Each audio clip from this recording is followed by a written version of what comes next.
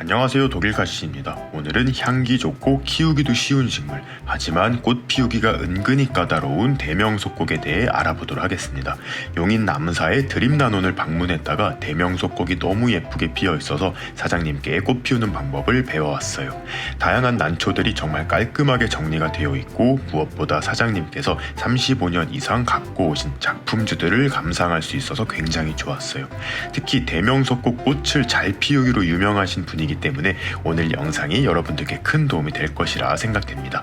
드림나논의 주소와 연락처는 영상 아래 더보기란에 적어두었으니 참고해주세요. 택배 발송도 가능하다고 합니다. 그럼 오늘도 좋아요 한 번씩 눌러주시고요. 바로 대명속곡 꽃 피우기 배워보도록 하겠습니다. 사장님 안녕하세요. 네, 안녕하세요. 네, 오늘은 제가 대명속곡을 한번 배워보기 위해서 이렇게 드림나논을 방문해 봤는데요. 사람들이 대명속곡 되게 좋아하잖아요. 네. 근데 사실 집에서 꽃 피우기를 굉장히 어려워 하시더라고요. 예. 그래서 오늘은 대명속곡 이제 꽃 피우는 방법이랑 어떻게 관리하면 좋을지 실패한 때가 많아서 예. 이렇게 한번 찾아봤습니다. 예. 사장님께서 한번 대명속곡에 대해서 알려주시면 너무 감사할 것 같아요. 예. 지금 꽃이 더 나와야 되는 상황인데 네. 작년에 너무 더위가 심해서 커튼을 친 바람에 충분한 이 햇빛을 보지 못해서 네. 아마 좀 꽃이 덜 나왔을 겁니다. 대명속곡은 충분한 이 눅스라고 그러죠. 6천에서 7천 눅스는 이상 돼야 충분한 녹말을 저장할 수 있기 때문에 녹말. 여기 안에가 다 녹말이 들었습니다. 그러니까 얘가 빛을 받아서 양분을 녹말을 축적을 해야지만 꽃이 나와서 모든 식물이 마찬가지입니다. 네네. 근데 특히 이 대명속곡은 많은 햇빛을 좀 받아야 네. 녹말이 축적이 되는 걸로 알고 있어요. 그러면 6천에서 7천 눅스라고 하면 네. 사실 가늠이 잘 안 되거든요. 이게 지금 여기 있는 것이 그 만눅스는 아마 나올 것 같아요. 지금 이 하우스 기준으로 예. 만 요즘에 이렇게 어플이 있어요. 예. 카메라로 자기가 이렇게 빛을 해주는 건데 지금 한 조금만 가려도 덜 나오는데요. 네. 지금 36,000이 나오네요. 36,000. 그러면 굉장히 충분한. 네, 충분하죠. 근데 저도 이제 차광을 지금 해야 돼요. 너무 장이 세서. 그럼 네. 아파트, 그러니까 가정집 아파트 정도면 남향 기준으로 한 6, 7천 나올까요? 예. 그러니까 베란다 정도는 돼야 되는 최소한. 예. 그래서 저도 얘가 가을쯤에 빛을 많이 받아야 화학 분할을 하는 걸로 알고 있었는데 그게 맞을까요? 그건 아니고요. 네. 제가 이거를 경험상으로 네. 내가 봤을 때는 6월에서 7월 달에 6월에서 생각보다 일찍. 예. 거기에 충분한 뭐라 그럴까 영양분이 저장이 돼야 네. 꽃이 피는 걸로 생각이 들거든요. 왜 그러냐 그러면 한여름에는 네. 영양분을 줘도 받아먹지를 못하기 때문에 너무 더워서. 그때는 현상 유지밖에 못하는 거예요. 네. 식물이 크지는 않고 네. 현상 유지. 그러니까 6월에서 7월에 가장 축적을 많이 해야만 빛을 많이 받아야만 네. 꽃이 좀 많이 나오는 걸로 알고 있어요. 모든 식물이 다 그렇습니다. 네. 그럼 얘가 너무 더울 때는 이제 성장 그런 활동을 아예 멈춘다고 보면 되는 거죠. 그렇죠. 이제 멈추진 않는데 네. 이제 여름에 장마의 때는 얘네들이 성장을 멈추지 않고 뭐라 그럴까 성장을 해가지고 웃자라는 경우가 많아요.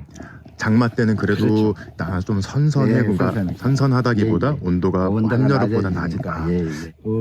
제가 생각하기에는 이것도 저온성 식물이라고 봐요. 네. 고온성 아니라 저온성 식물이라고 보는데 어느 정도 화분화가 되면 가을에 네. 좀 신선한 공기를 온도를 유지해야만 꽃이 이것도 춘난하고 비슷하게 길게 나오는 걸로 알고 있어요. 그러면 이제 제일 첫 번째 조건, 제가 생각하는 제일 첫 번째 조건은 일단 애가 건강해야지 꽃을 피우겠죠. 그렇죠. 너무 약하거나 인재 분출을 했다거나 이런 거에 꽃이 안 피는 거는 당연한 거고, 일단은 건강하게 키우는 게 첫 번째. 그다음에 두 번째가 이제 6월에서 7월 예. 요때 이제 여름이 오기 직전에 예. 그러니까 빛을 많이 받아야 된다는 충분한 영양 섭취를 해야 충분한 된다는 영양 섭취. 예, 예. 그럼 그냥 물만 줘서는 네. 조금 힘들까요? 가정에서는? 얼만큼 튼실하냐에 따라서 이제 차이가 좀 많이 지겠죠. 봄부터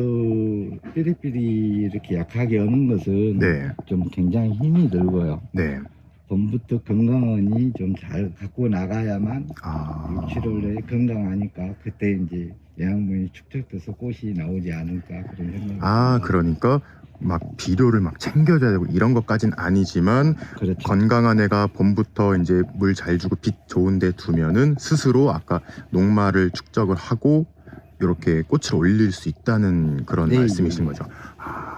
화분화 시기에 이제 그때 이제 비료 주는 방법이 네, 그때는 이제 질소 성분을 좀 줄이고요. 그렇죠. 네, 네, 인산하고 가리하고 특히 칼슘을 좀 칼슘을 좀 챙겨주네. 네. 그러면 한 6월, 7월 꽃이 이제 보통은 2월에서 3월에 이제 피고 지잖아요. 예. 그러면 조금 봄에는 잘 성장하게 하다가 예. 이제 여름 되기 직전에 예. 뭐 이제 개화용 비료 이런 거 주면 예, 괜찮은 예, 거죠. 그렇습니다. 그러니까 예. 쉽게 생장기용 비료가 아니라 네, 예. 그런 이제 개화에 도움을 줄 수 그렇죠. 있는 그런 액비 같은 거 주면 가정에선 제일 예, 안전하겠죠. 예, 예, 네. 그렇습니다. 그런 거를 한 2번 정도 챙겨주면 될까요? 서너 번은 챙겨줘요. 서너 번 정도 예, 예. 한 일주일 간격을 두고 한 6월, 7월에는 물 줄 때마다 그렇게 액비 챙겨주면은 괜찮겠네요. 그렇죠. 관주로 해서 관주로. 그렇죠. 지금 제가 키운 대명석꽃 같은 경우에는 항상 꽃이 잘 맺혔어요. 예, 맺혔는데 예. 나오다가 이렇게 말라버리는 그런 경우가 좀 많이 있었거든요. 이번에도 그랬고 혹시 이런 경우는 어떤 이유 때문에 그런 첫 걸까요? 번째로 제가 생각하기에 온도 편차가 너무 심하던가 이것도 적응을 시켜야 되는 거거든요. 네네네. 예를 들어서 갑자기 영상 20도에서 뭐 5도로 갑자기 떨어진다던가 네. 그렇지 않고 서서히 적응을 시키면 그런 일이 좀 될 수 있습니다. 없는 걸로 알고 있습니다. 근데 얘가 갑자기 추운 온도 데로 변화가 가거나 예, 심하게 심하게 됐을 때 온도 편차라고 그러죠. 네. 예, 너무 심했을 때 그런 경우가 많아요. 춘난도 그런 경우가 네. 많습니다. 그러면 딱 이게 딱 숫자로 네. 이렇게 나타내는 건 사실 어렵겠지만 네. 가정집을 기준으로 네. 온도를 대충 한 요 정도 잡으면 좋겠다 생각하는 온도가 있을까요? 하면은 얘네들은 7도에서 8도. 7도, 8도 네, 그래도 최저 예, 좀 그 밑으로 가도 관계는 없는데 없지만 막 눈이 오고 흐린 날이 지속되면 그때 망가진다는 거죠. 그러면 꽃이 이렇게 된다는 거죠. 그러면 이제 낮에는 그래도 한 20도 뭐 20도까지는 아니어도 16, 7도는 올라가야 된다. 16, 7도까지는 올라가야 예, 된다. 그러면 예, 예. 만약에 정말 지난 겨울에 좀 그랬잖아요. 예, 예. 그러니까 눈이 엄청 많이 오고 예, 예. 흐린 날이 좀 계속돼서 예, 예. 집에서 온도를 못 높여주겠다. 그런 경우에는 그럼 어쩔 수 없이 꽃을 포기를 해야 될까요? 아니면 방법이 방법은 이제 낮에 좀 올려주시면 되죠. 낮에 뭐 저기 베란다 아니 거실이랑 베란다 사이 문을 열어서 살짝 온도를 올려주시면 되죠. 이렇게 온도를 좀 예, 맞춰줘야. 그러면 스트레스를 안 받아요. 질문이 하나가 있어요, 예. 선생님. 예, 제가 이거를 빛을 예. 많이 줘야지 꽃을 많이 피운다고 해서 예. 노지에다가 놓고 1년 한번 키워본 적이 있거든요. 그러시면 안 돼요. 왜? 잎이 다 타버렸어요. 예. 한여름에 바깥 네. 온도는 13만에서 14만 원 룩스까지 나와요. 햇빛이 엄청 예, 강하구나. 근데 예를 들어서 석국 같은 경우도 네. 햇빛을 좋아하니까 밖에다 내놔도 괜찮다. 그건 사실이거든요. 일반 이제 예, 석국 길다란 석곡. 예, 네. 얘네들도 입이 두껍기 때문에 마찬가지라고 생각을 해요. 그 이름도 뒤에 대명 석곡 이렇게 예, 돼 예, 있으니까 오해하기가 쉬워요. 예.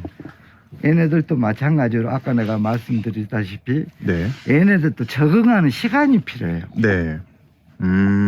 예를 들어서 오늘은 뭐 2시간 해놨다 그러면 내일은 3시간, 네. 그 다음에는 뭐 5시간 이렇게 제일 처음에 나갔을 때는 30분 네. 이렇게 적응을 시켜줘야죠.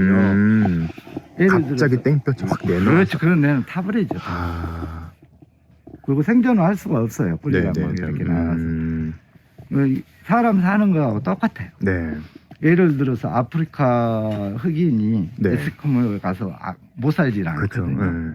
거기서 그렇지. 그거하고 똑같은 원리예요. 아, 살 순 있지만 최적의 환경은 아니다. 네, 적응을 해야 된다.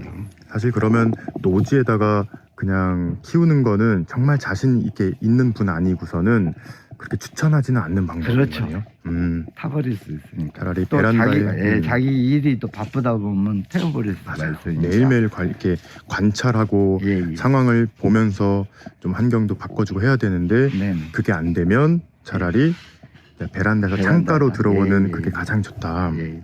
너무 큰 도움이 된 것 같습니다. 좋은 말씀 해주셔서 너무너무 감사합니다. 아이고 찾아주셔서 감사합니다. 아유, 감사합니다. 예. 오늘은 드림나논 사장님과 함께 대명석곡 꽃 피우는 방법을 알아보았습니다.